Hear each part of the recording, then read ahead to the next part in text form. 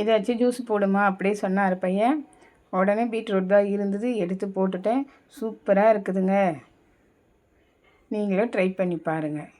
இதுக்கு ஒரு மிக்ஸி ஜாரில் இஞ்சி ஒரு துண்டு, புதினா ஒரு 10 இலைக்கு எடுத்துக்கோங்க. பீட்ரூட்டு தோல் சீவி நறுக்கி சேர்த்துக்கோங்க. அரை எலுமிச்சம்பழம் பிசைஞ்சுக்கோங்க. 10 மிளகு சேர்த்துக்கோங்க. இப்போது இதை அரைச்சின்னு வந்துடலாம். இப்போது சர்க்கரை தேவையான அளவு சேர்த்துக்கலாம். நாட்டு சர்க்கரையை சேர்த்துக்கிறவங்க சேர்த்துக்கோங்க. சால்ட்டு கொஞ்சம் சேர்த்துக்கோங்க. இப்போது இதை அரைச்சின்னு வந்துடலாம்.